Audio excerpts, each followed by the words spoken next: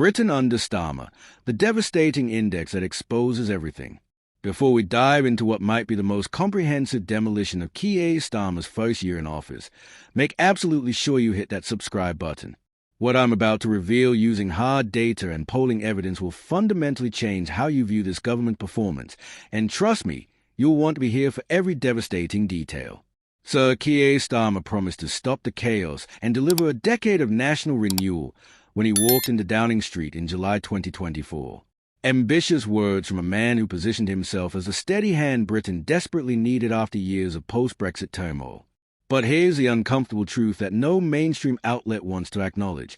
By every metric that actually matters to ordinary voters, Britain under Starmer is failing spectacularly.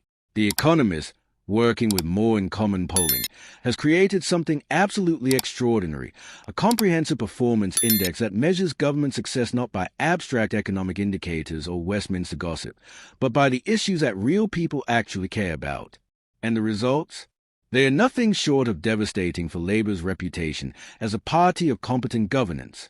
Here's what makes this analysis so compelling, and if you're not already subscribed to UK Connors, you absolutely should be, because this is a kind of data-driven political analysis you won't find anywhere else.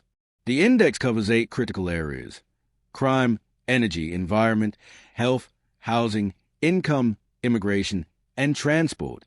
These aren't arbitrary categories chosen by political scientists. These are the areas where voters consistently tell pollsters that government performance directly affects their daily lives. The methodology is brutally honest. Each metric is standardized on a scale from 0 to 100, where 0 represents the worst possible performance and 100 represents either the best historical performance or the government's own stated targets. When you average these scores across all 8 categories, you get a comprehensive picture of how Britain is actually performing under Labour leadership. And that picture is absolutely damning. Let's start with immigration, because this is where Starmer's promises have been most dramatically exposed as hollow rhetoric. Remember his pledge to smash the gangs of human smugglers operating across the English Channel? He established a new border security force costing £150 million and promised enhanced cooperation with France. The result? Small boat arrivals have surged to 45,732 in the year through August, representing a staggering 48% increase from the same period the previous year. Think about that for a moment. Starmer didn't just fail to reduce channel crossings. He presided over nearly a 50% increase while spending £150 million on a border security force that appears to have achieved precisely nothing. The smugglers have simply adapted their tactics faster than the government can respond, making a mockery of every tough promise Labour made about controlling immigration. But immigration is just the beginning of this government's comprehensive failure. And make sure you're subscribed, because we're about to dive into areas where the data is even more shocking. Take the National Health Service, supposedly Labour's crown jewel policy area. Health Secretary Westreeting claims the NHS is broken, but not beaten. But the performance data tells a different story entirely. The government's primary target is reducing referral times to see specialist consultants. But here's the problem. Voters don't care about referral times nearly as much as they care about accident and emergency waiting times. And on that metric, the one that actually matters to people rushing to hospital, the NHS is failing catastrophically.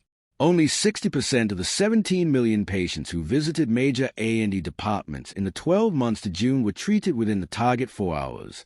The NHS hasn't hit its 95% target for 12 consecutive years, and under Starmer, there's no sign of improvement. This perfectly encapsulates everything wrong with Labour's approach to governance. They are measuring success by metrics that don't matter to voters while failing spectacularly on the issues that do matter. It's the kind of disconnect between political priorities and public needs that destroys governments over time. Crime statistics reveal another fascinating dimension of this government's failure to understand what voters actually want. And if you're finding this analysis as revelatory as I hope you are, hit that subscribe button and share this with anyone who thinks they understand how Britain is really performing. Overall crime rates have actually fallen by 3/4 over the past 3 decades, which sounds impressive until you realize that this figure excludes fraud, cybercrime, and consistently underestimates minor crimes like shoplifting that directly affect people's daily lives. Labour promises to halve knife crime and violence against women, while tackling antisocial behavior, but voters consistently say they want to see crime rates reduce across all categories. The reality? Criminal incidents have risen to 4.6 million in the year ending March 2025, which is 12% above the long-term trend. So while politicians celebrate selective statistics about violent crime, ordinary people are experiencing more crime overall, creating exactly the kind of perception gap that undermines public trust in government competence. Here's where the story gets even more interesting from a political analysis perspective, and make sure you're subscribed to UK Connors, because this kind of insight is exactly why this channel has become essential viewing for serious political observers. The environmental metrics reveal how completely out of touch Labour is with public priorities. When asked about environmental goals, 2/5 of poll respondents prioritised reducing sewage spills, while only 1/5 cared about achieving net zero carbon emissions. Yet what does Labour spend most of its time talking about? Climate targets and green energy transitions that most voters see as abstract long-term goals rather than immediate priorities. Meanwhile, Britain's rivers, lakes, and coastlines continue to be used as open source, with each of the nation's 14,000 storm overflows experiencing an average of 32 spills last year. The water companies have a £12 billion plan to reduce this to 18 spills per overflow by 2030, but even that target represents an unacceptable level of environmental degradation that voters experience directly when they can't swim in local rivers or walk along polluted beaches. Transport policy reveals perhaps the most perfect example of government incompetence meeting voter frustration. A parliamentary committee has described Britain's pothole-riddled roads as a national embarrassment, and survey data confirms that road conditions irritate voters more than problems with trains, planes, or buses combined.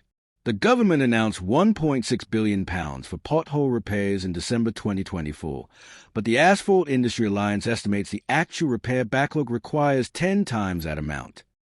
The practical impact of this underinvestment is measurable and immediate.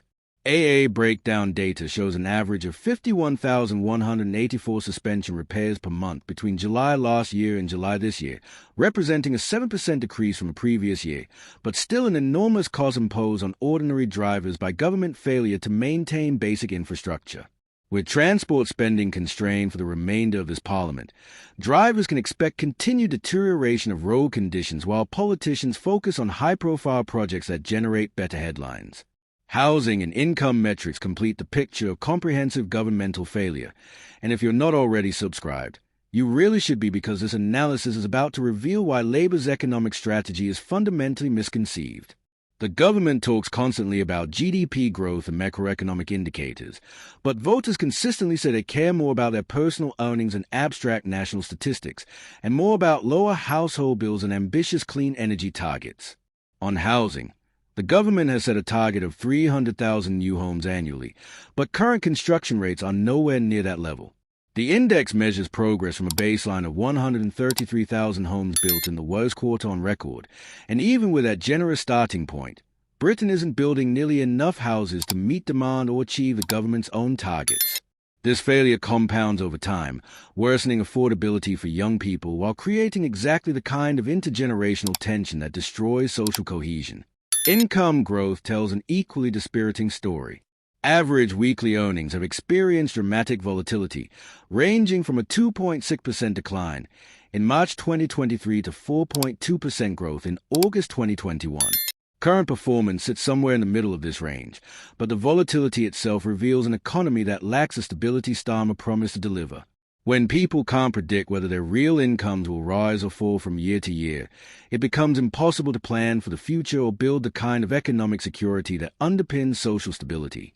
Energy costs add another layer to this comprehensive policy failure, and make sure you're subscribed, because the political implications of these combined failures are going to dominate British politics for years to come.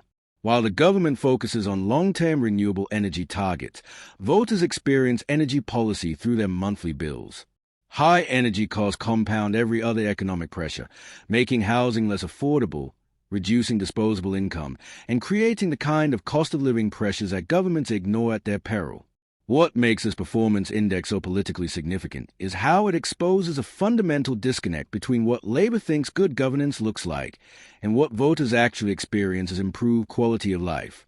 The government celebrates abstract achievements in areas like renewable energy capacity or international climate commitments, while failing spectacularly on the bread-and-butter issues that determine whether people feel their lives are getting better or worse under the current administration.